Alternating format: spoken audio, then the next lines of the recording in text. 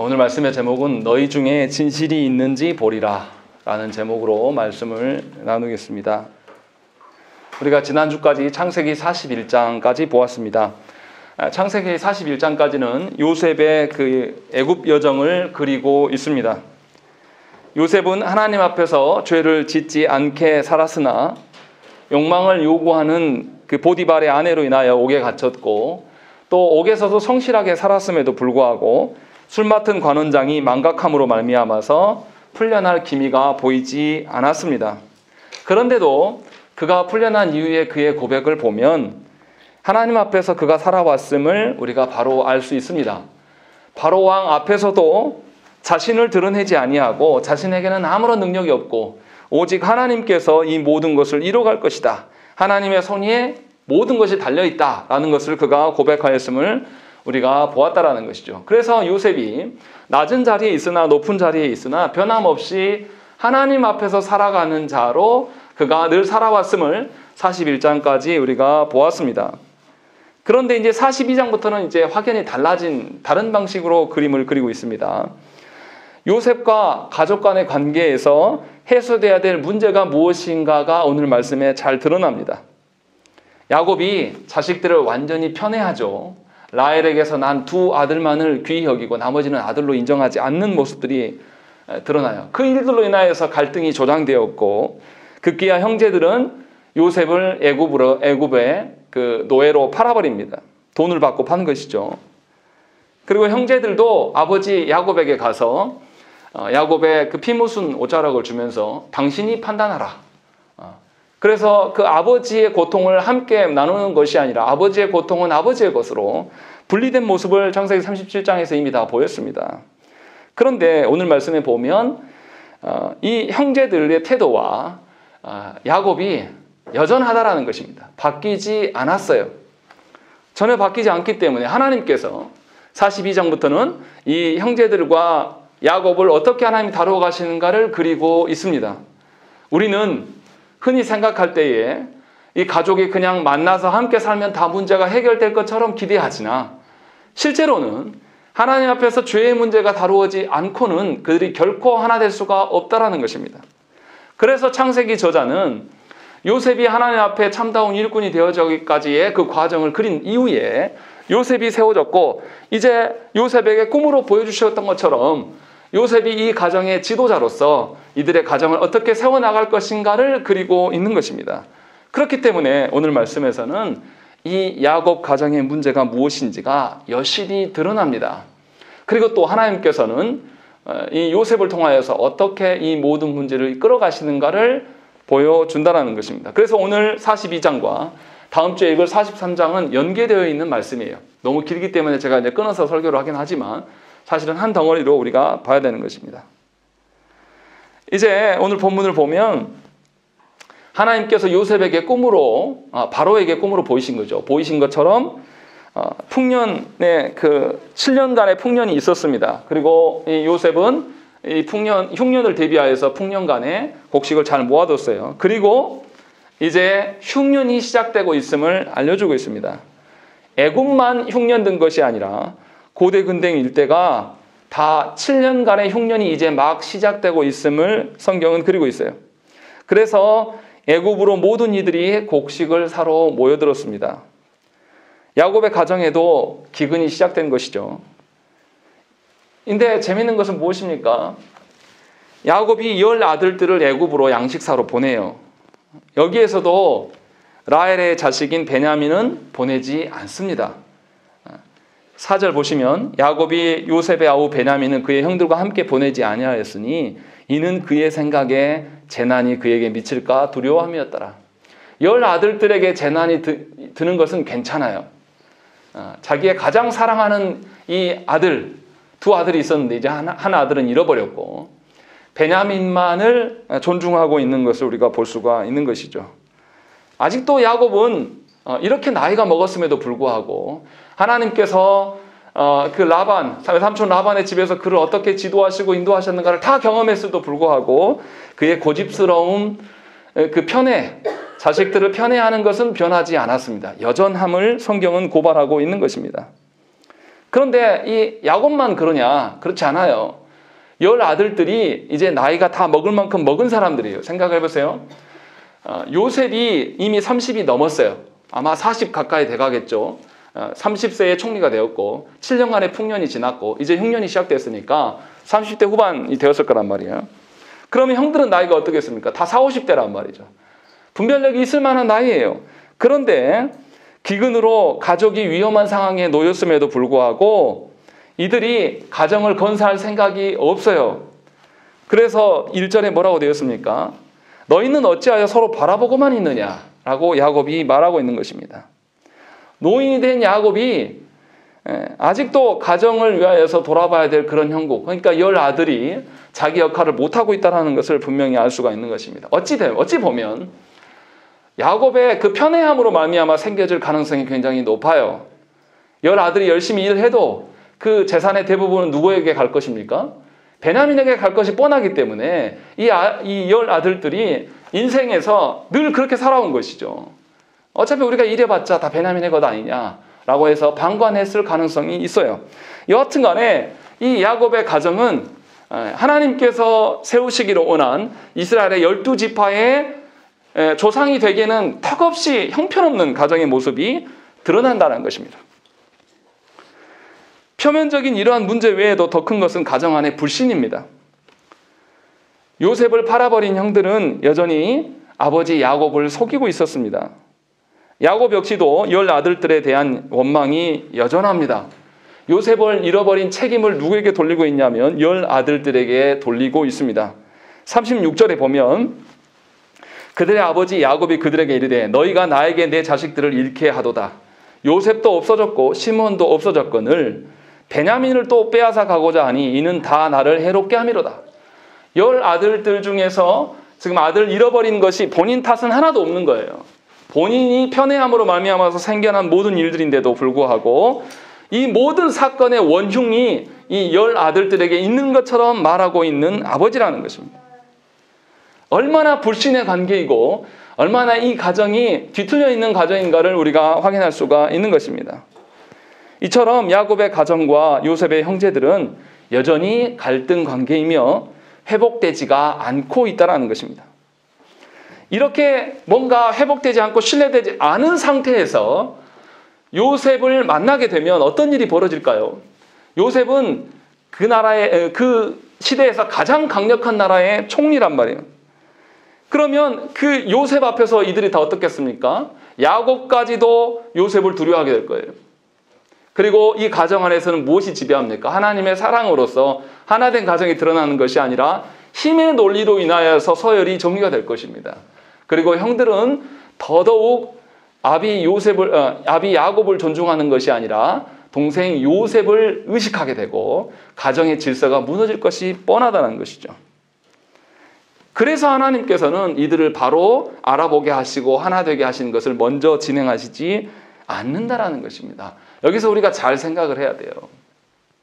하나님 앞에 서게 될 때에 하나님 앞에서 우리의 죄의 문제가 다루어지지 않은 상태에서 그냥 우리의 편안함과 좋을 대로 되어지는 것이 과연 그게 복이라 할 수 있을 것인가를 저와 여러분들이 생각을 해봐야 돼요.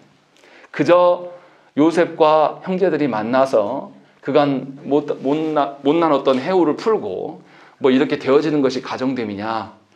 아니라는 것입니다. 그것이 하나님께서 원하시는 가정됨이 아니기 때문에 분명하게 다른 방편으로 이들을 대하고 있어요. 그래서 42장 전체에서는 지금 갈등이 더 증폭되는 형국으로 보여지는 것이지 우리가 기대하는 대로 형제들이 요셉에게 사과하고 야곱이 요셉을 만나는 이런 일이 바로 시행되지 않는 것입니다. 더디 시행되고 있다는 것입니다. 하나님께서 그러면 그냥 더디 시행하시느냐? 분명히 목적이 있으셔서 이렇게 더디 시행케 하고 계심을 저와 여러분들이 분명히 알아야 돼요. 여러분의 가정도 마찬가지입니다. 하나님께서 그냥 쉽게 여러분들이 기대하는 방식으로 회복시켜주면 저와 여러분들이 정말로 하나님이 주신 사랑으로 말미암아서 서로를 신뢰하고 존중하면서 하나님 앞에서 참다운 인간 되어지기를 우리가 서로를 위하여서 헌신하며 살아가는 그런 가정이 될까요? 절대 그러지 않습니다. 우리의 죄성은 아주 지독하기 때문에 하나님께서 주시는 가정됨을 이뤄가지 않아요.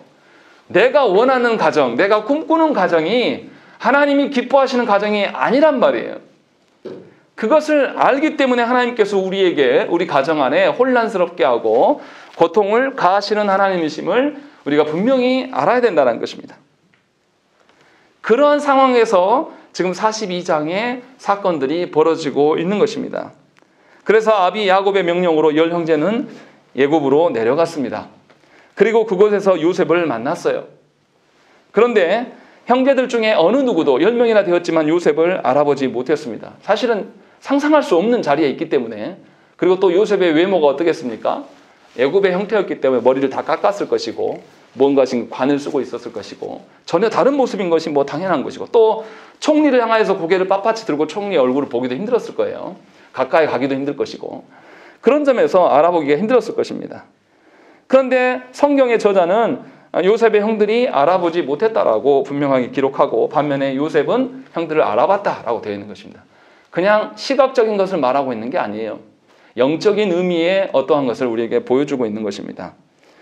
그런데 이상한 것은 뭐냐면 요셉이 형들을 알아봤는데도 불구하고 전혀 반갑게 대하지 않습니다. 7절을 보면 엄한 소리로 말했다라고 되어 있는 것입니다. 더 두렵게 하고 있는 것이고, 9절에 보면 형들을 정탐꾼으로 몰고 있는 거예요. 정탐꾼이 뭡니까? 우리식으로 말하면 간첩이에요. 간첩, 스파이.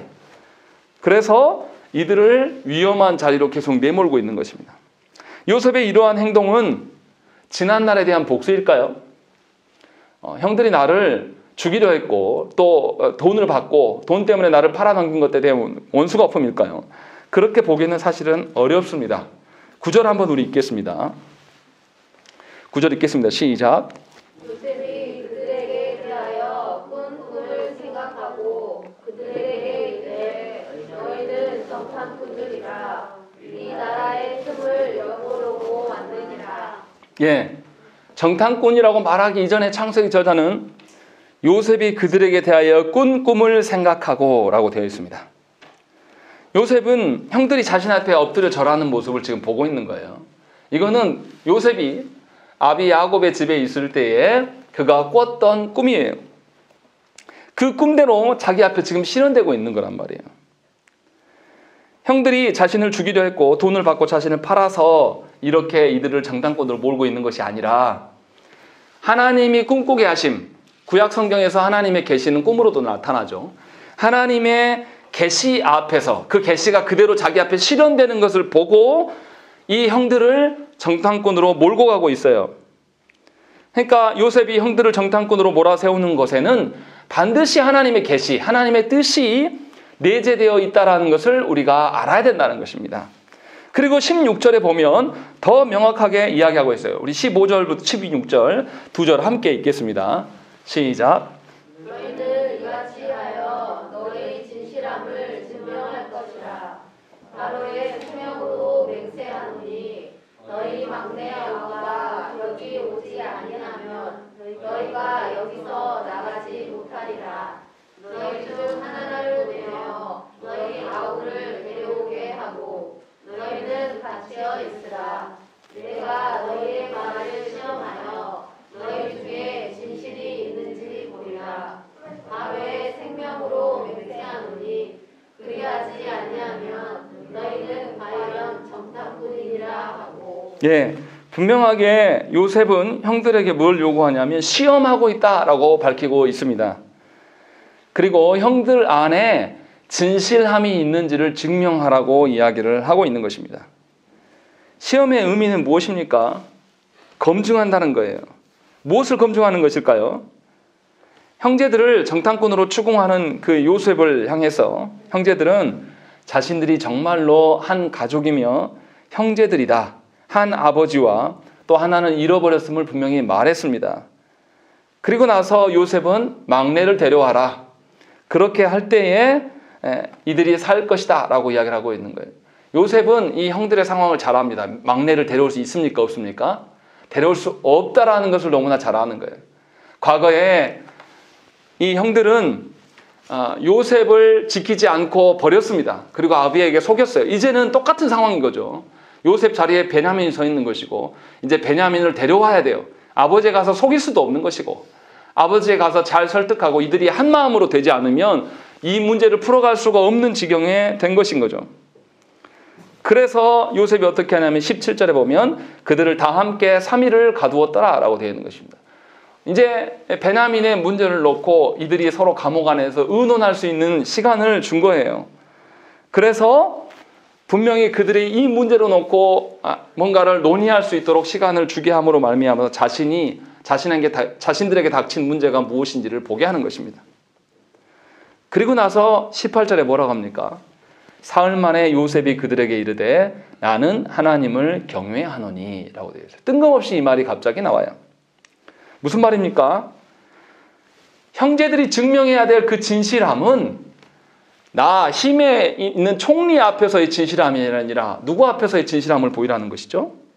하나님 앞에서의 문제다라는 것을 지금 알려주고 있는 겁니다.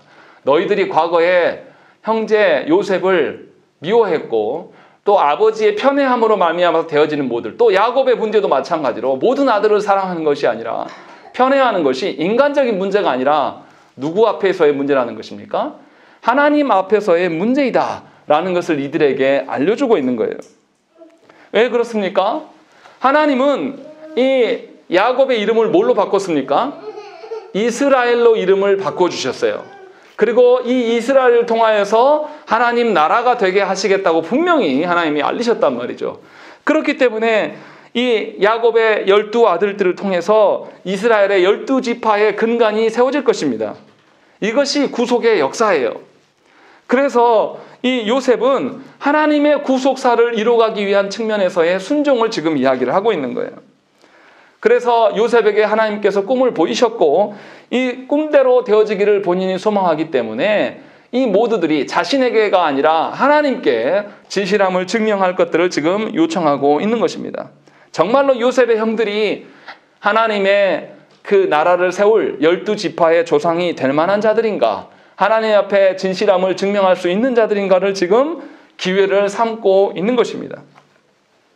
형들이 진정으로 아비 야곱에게 정직함을 보이고 하나님으로부터 주어진 그 아비의 권세를 인정하며 순종할 자들인가? 아비가 그럴만해서 순종하는 것이 아니라 아비가 그렇지 못한 존재여도 하나님의 권세로 말미암아 순종할 수 있는 자들인가를 살피는 것이고 또 형제를 팔아버렸던 지난날들의 자신의 회개와 형제들끼리 이들이 하나 되어야 될 것, 나에게 잘해주고 기브앤테이크에서 그 형제를 사랑함이 아니라 진정으로 하나님 앞에서 하나님의 형상이기 때문에 서로를 존중하는 방식으로 서 있는 것인가?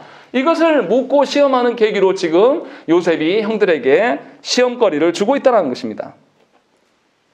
그래서 형제들은 과거처럼 요셉을 팔아버릴 때처럼 진실 앞에서 정직하지 아니하면 이제 이들은 생명이 없는 존재가 되어버리는 것입니다. 또 다시 돌아가서 아비 야곱을 속이고 자신을 향해서도 진실되게 행동할 것인지를 묻고 있는 거예요. 그래서 20절에서 요셉은 뭐합니까? 너희 막내 아우를 내게로 데리고 오라. 그러면 너희 말이 진실함이 되고 너희가 죽지 아니하리라 라고 되어 있는 것입니다. 분명하게 이들에게 할 수 없는 일들을, 이 문제는 아비 야곱도 포함될 수밖에 없는 문제예요. 그래서 이 문제를 지금 요구하고 있는 것입니다. 예전에 본인들이 요셉을 버렸던 상황들, 그리고 요셉의 버린 문제를 아버지 야곱의 문제로 치부하고 자신들은 전혀 슬퍼하지 않았던 문제들, 이것을 다시 하나님 앞에 순종하지 못했던 그 자리로 다시 이들을 불러 세우고 있는 것입니다. 잘 생각을 해보십시오. 하나님께서 베드로를 세울 때 어떻게 하셨습니까?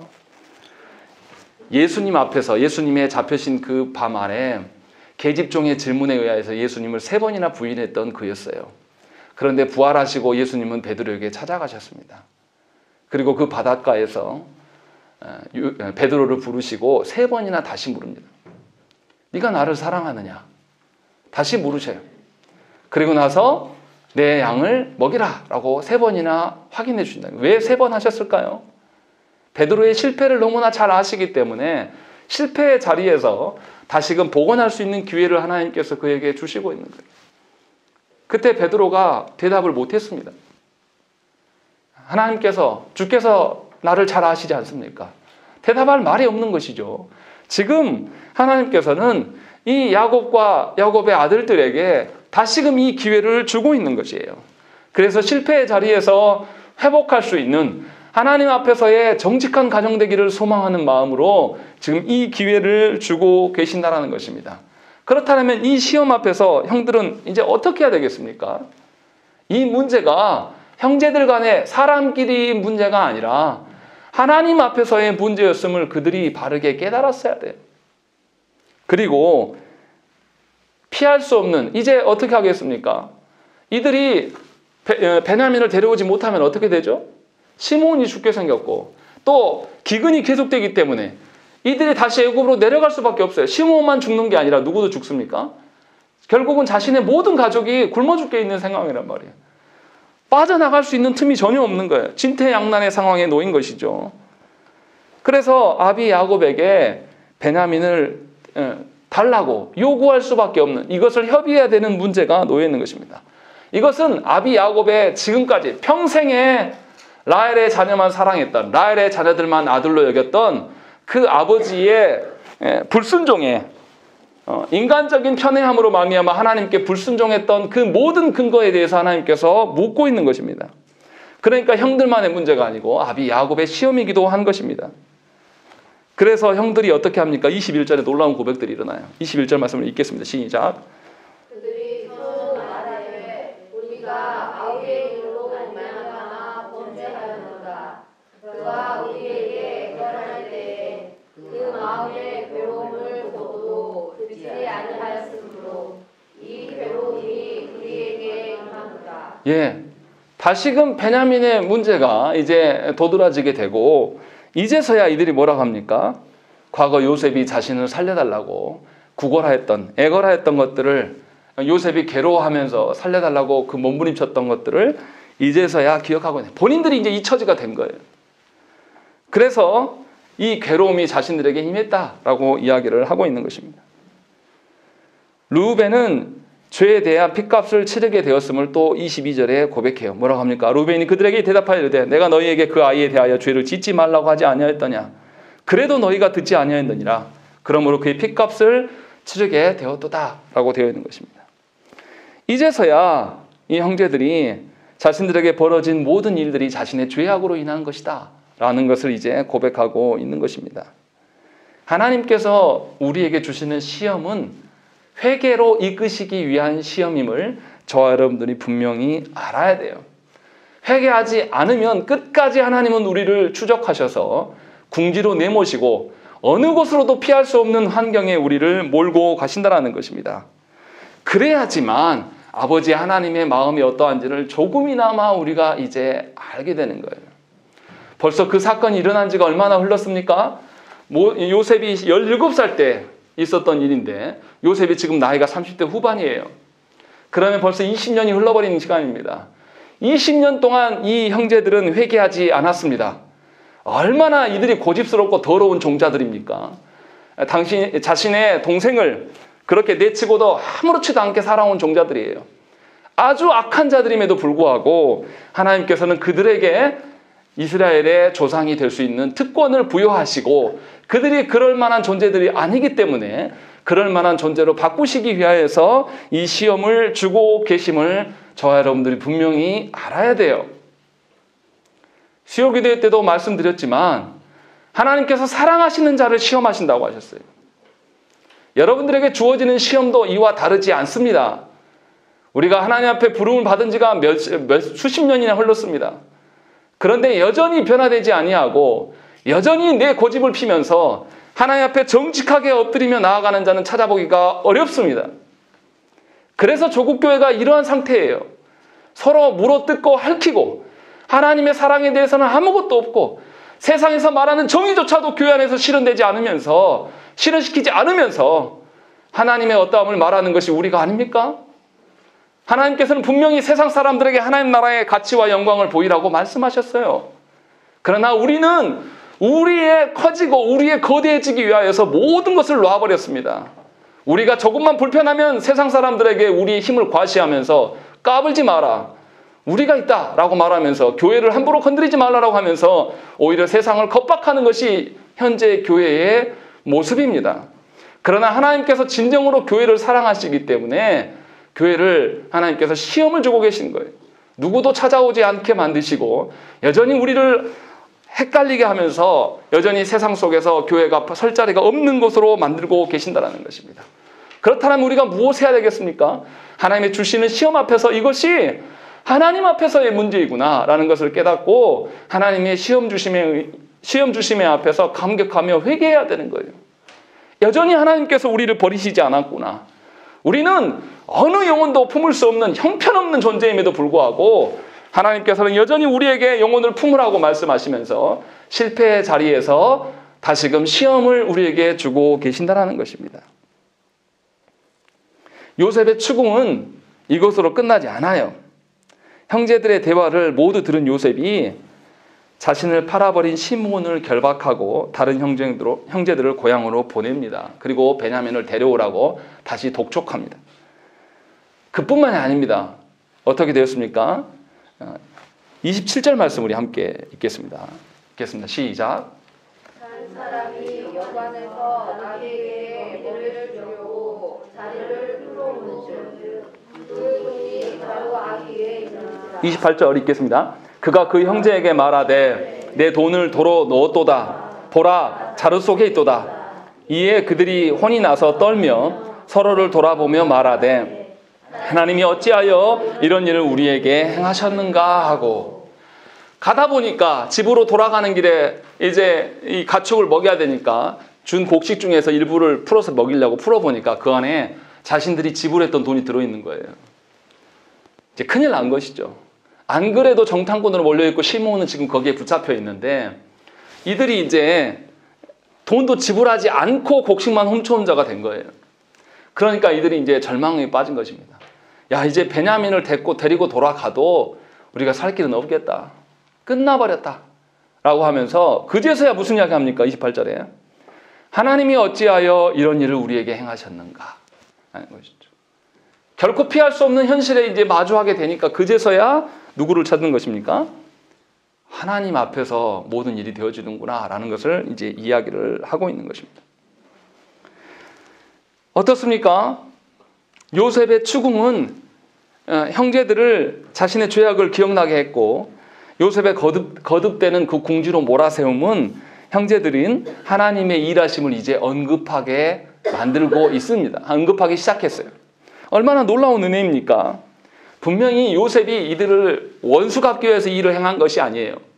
분명하게 하나님의 보여주신 계시, 그 꿈대로 되어지는 것을 보면서 이 형제들도 하나님의 보여주신 계시의 말씀대로 되어지기를 소망하면서 살기를 원하여서 그들을 계속 추궁하고 몰아세운 것입니다. 그래서 그들 입에서 드디어 하나님의 이름이 나오기 시작한 거예요.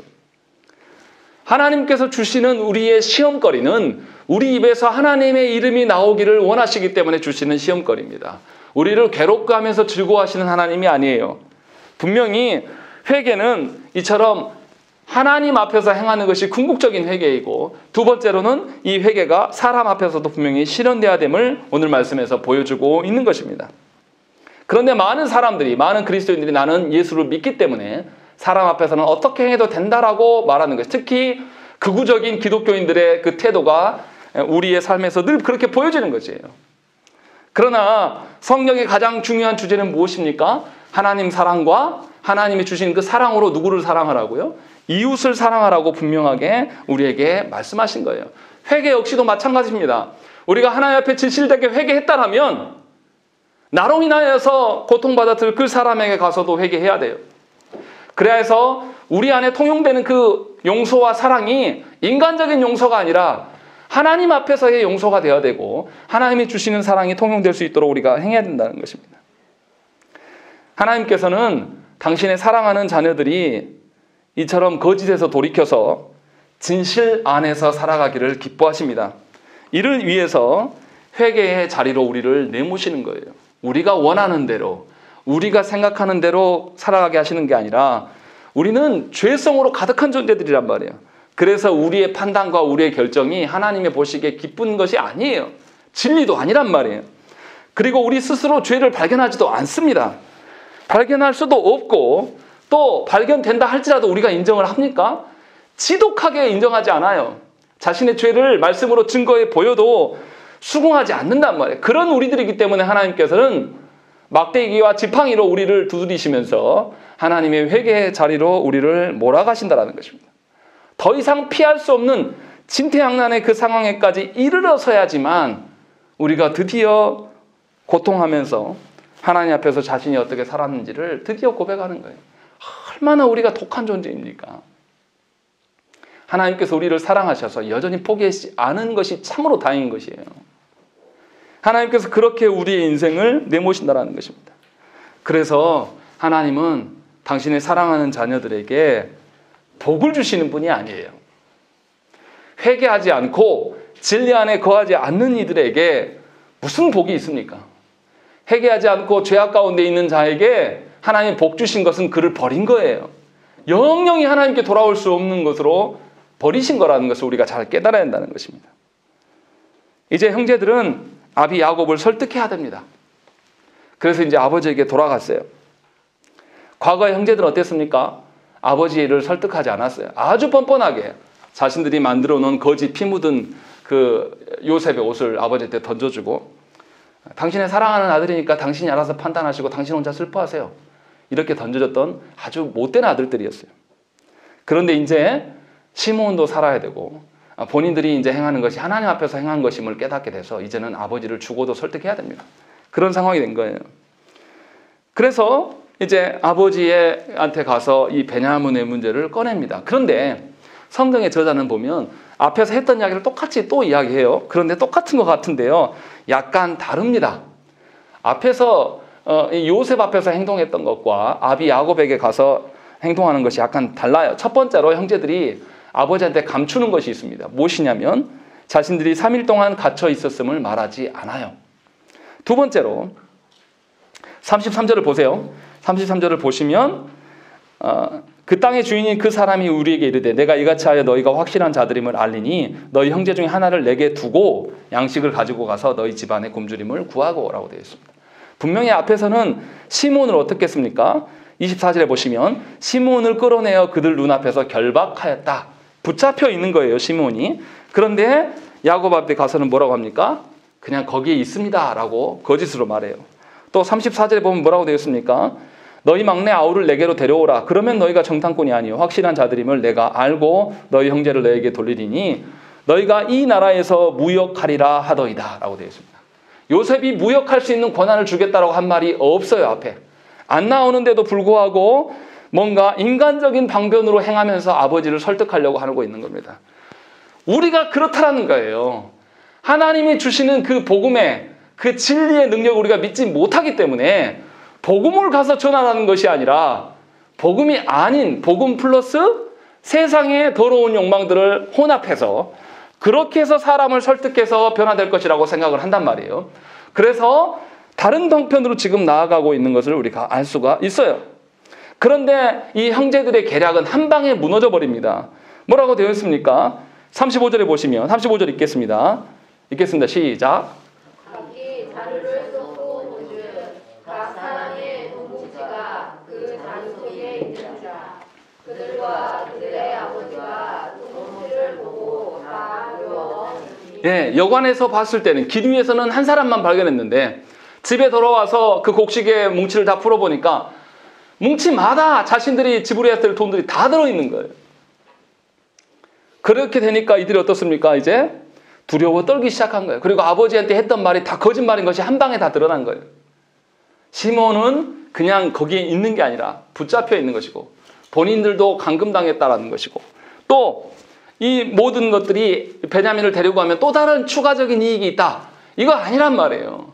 하나님 앞에서 우리에게 하나님께서 시험을 주시는 것은 시험을 이기고 나면 하나님께서 더 거대한 물질과 세상의 욕망을 채워주시겠다고 하신 게 아니란 말이에요.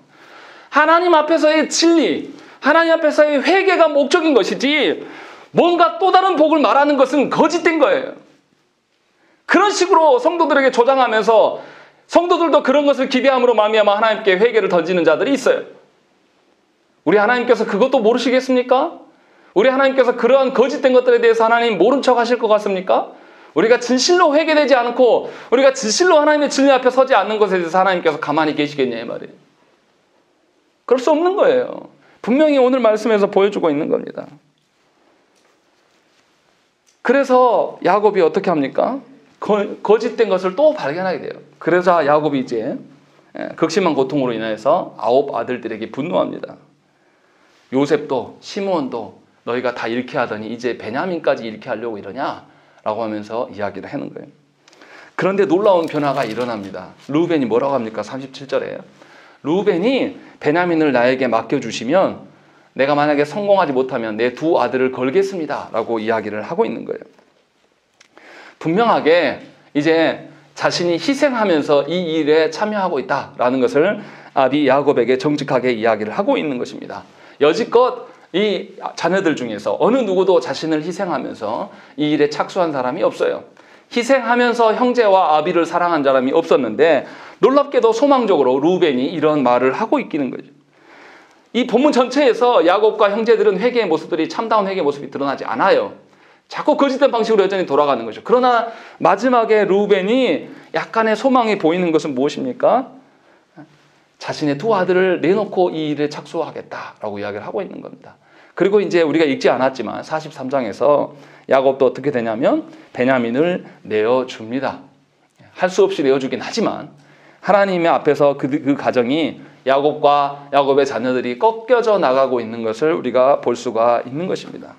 중요한 것은 하나님께서 야곱의 가정을 아직도 긍휼히 여기시기에 이러한 시험을 주시고 있으시다는 것입니다. 야곱과 형제들이 당면한 시험은 사실 감당하기 힘든 일이 맞아요. 하지만 이러한 고통의 과정 없이 그저 총리가 된 요셉을 만나게 되면 이 가정의 질서가 절대 세워질 수가 없습니다.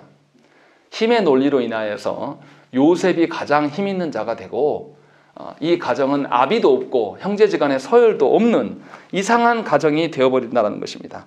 하나님께서는 당신의 백성들을 그렇게 다스리지 않으십니다. 내가 예수를 먼저 믿었다고 가정 안에서 주인 노릇하지 마세요. 여러분 가정 안에서의 가장이 가장 되게 하나님 하실 것입니다.